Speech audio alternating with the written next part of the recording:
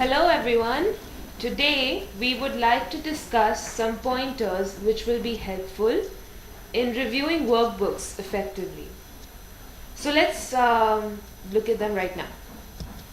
So parameters for reviewing are factual incorrectness, wrong or incomplete or missing information, feasibility, grade appropriateness, inappropriate terminology or title, open-endedness, spacing issues, illustrations or images, referencing,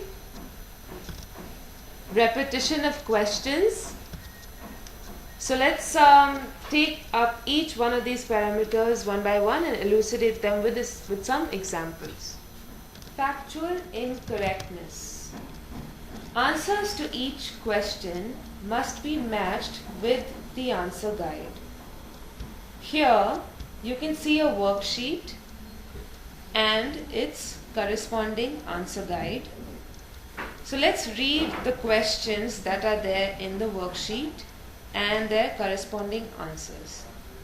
So the first question says, define the term saturation.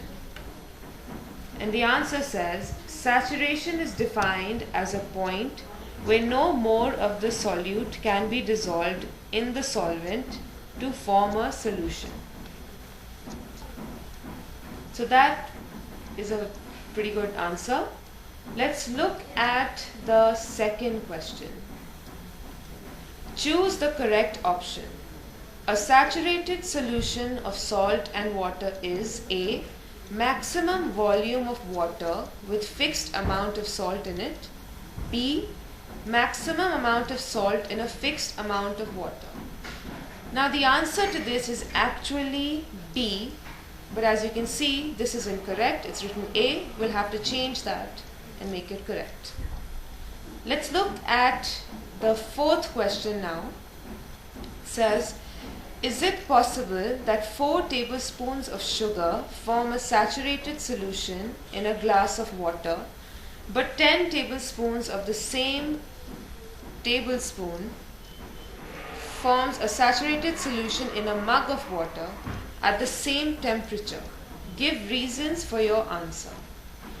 If you look at the answer guide, the answer is incomplete. It just says yes, but the explanation here is missing. So in this case, you'll have to actually change that and provide an explanation.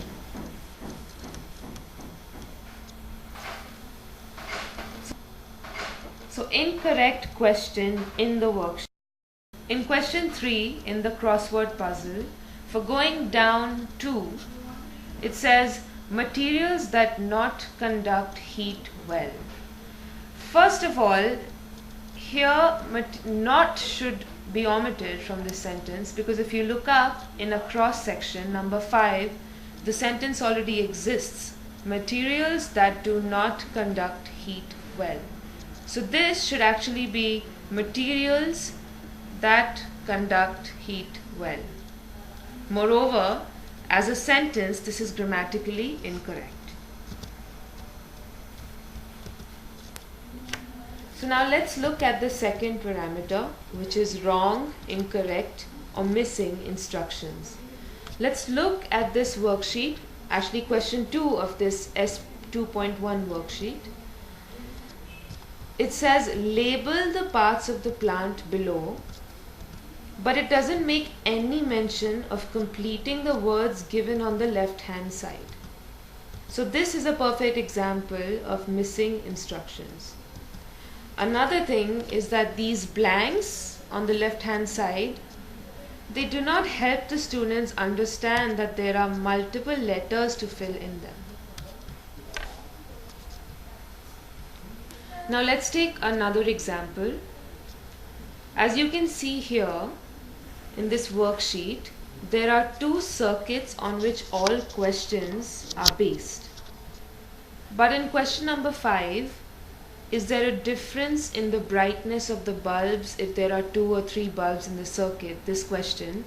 it doesn't specify which circuit has to be referred to while answering this question. Now let's move on to the next parameter, which is feasibility. The questions in the worksheets should be worded in such a way that the students are able to do them either in class or at home, however expected. For example, if in a question we ask them to look around or out the window and count the number of rag pickers they can spot, such a sight is not possible in highly urban surroundings. So the next parameter is inappropriate terminology. Let's look at this worksheet. Question 1 wrongly mentions a wind vane to be a tool for measuring wind direction, whereas actually it is a tool used for finding wind direction. So this is an example to show that use of an improper word or a term can become highly misleading. Now let's talk about the next parameter, which is spacing issues. The space provided for an answer should be appropriate and in the right format. For example, in question 2 of this worksheet, the space provided for writing down 5 real-life situations is insufficient and should be formatted properly. Our next parameter is illustrations or images. Here is a worksheet, and you'll see here that these pictures are supposed to be depicting cities, but they do not remarkably represent Mumbai or Delhi as has been mentioned in the question.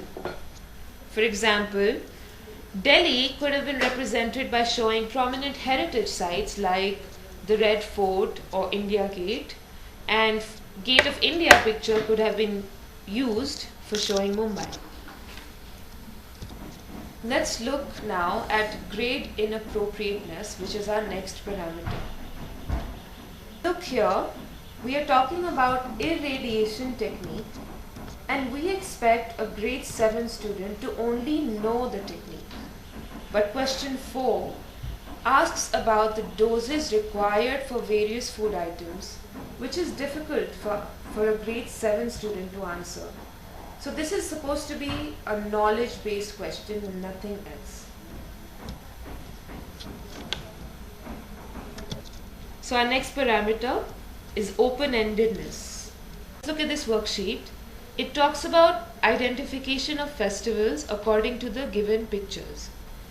So picture A here can have multiple expected answers. For example, diyas are generally used in Diwali, but are also used in festivals like Durga Puja, Dussehra, Gurpurab, etc.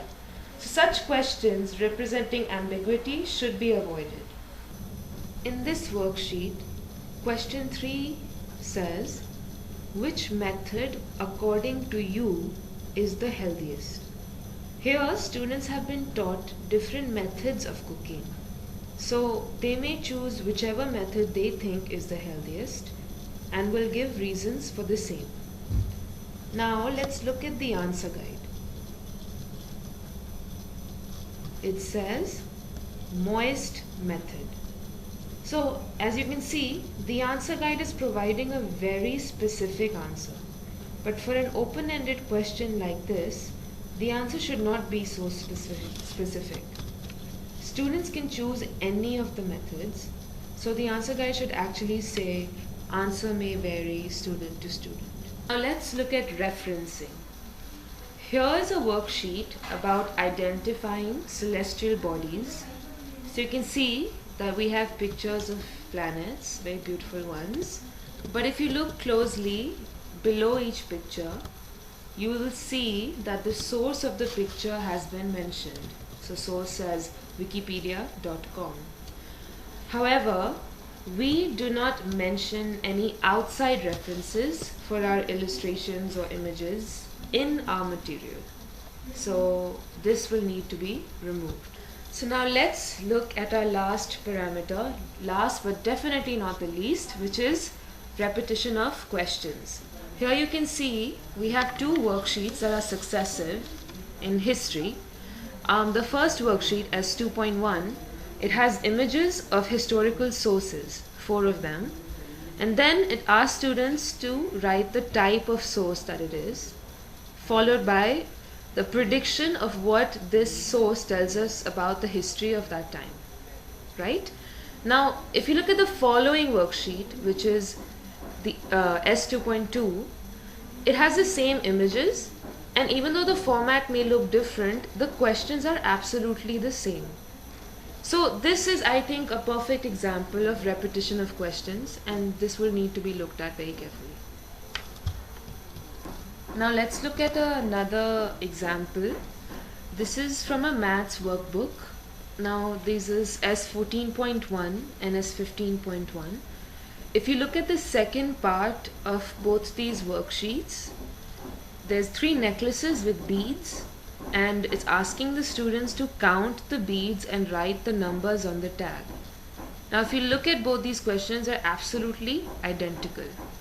So rather than repeating questions, we need to actually provide more interesting questions. So one of these will definitely need to be changed. We looked at very basic examples, and I think once you will start reviewing, you will find many more examples along the way. So we wish you the best of luck. Thank you for listening. Change.